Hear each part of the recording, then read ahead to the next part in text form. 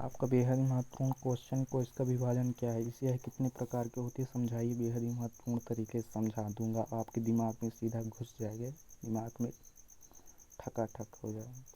तो पहला क्वेश्चन है कोशिका विभाजन है क्या, और दूसरा है कितने प्रकार के होते हैं। तो आपको लिखना है पहले में, कोशिका विभाजन एक ऐसी प्रक्रिया है जिसमें एक कोशिका विभाजित होकर दो या दो से अधिक कोशिकाओं का निर्माण करते हैं, वही कोशिका विभाजन कहलाता है। जैसे यह एक वह हो गए, क्या बोल सकते हैं आप, एक रोटी के उदाहरण से माध्यम से समझ लेते हैं हम। यह हो गया रोटी। अब इसको विभाजन कर दो, इसको अलग कर दो, इस प्रकार 4 पार्ट में बांट दिया।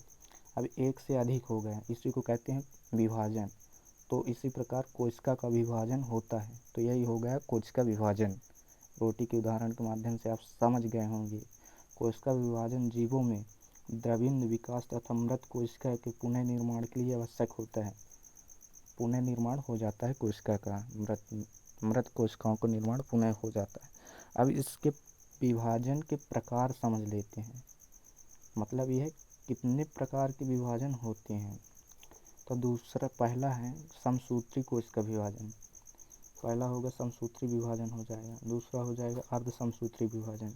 तो समसूत्री विभाजन किस प्रकार होती है, तो आपको बता दूं, समसूत्री कोशिका विभाजन में एक कोशिका विभाजित होकर दो पुत्री कोशिकाएं बनाती है। यह कोशिका विभाजन वृद्धि विकास एवं मस्तिष्क के लिए आवश्यक है, मरम्मत के लिए आवश्यक है। यह विभाजन कायिक कोशिका में होता है। अब यह कोशिका विभाजित होकर दो पुत्री कोशिकाएं बनाती हैं। तो आपको ज़्यादा लंबा वीडियो न बनाते हुए आपको इस प्रकार लिख लेना है। आपको यहाँ तक इधर से शुरू करेंगे आप तो लास्ट तक इधर पुजा देंगे।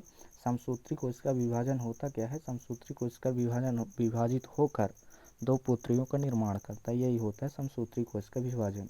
अर्ध समसूत्री कोशिका विभाजन, यह आपको बता दूं, यह विभाजन जनन कोशिका में होता है। इसमें एक पैतृक कोशिका विभाजित होकर 4 पुत्री कोशिकाएं बनाती हैं। इन पुत्री कोशिका में गुणसूत्रों की संख्या पैतृक कोशिका की अपेक्षा अधिक रह जाती है। अब इसको बड़ी शॉर्टकट से आपको लिखना है मज़ा नहीं है तो आपको शॉर्टकट से लिख लेना है।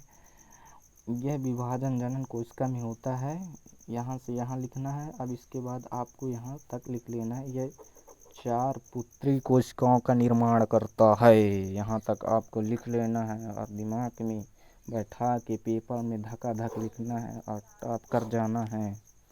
धन्यवाद दोस्तों वीडियो देखने के लिए, सब्सक्राइब ज़रूर कर दे मज़ा आया हो तो।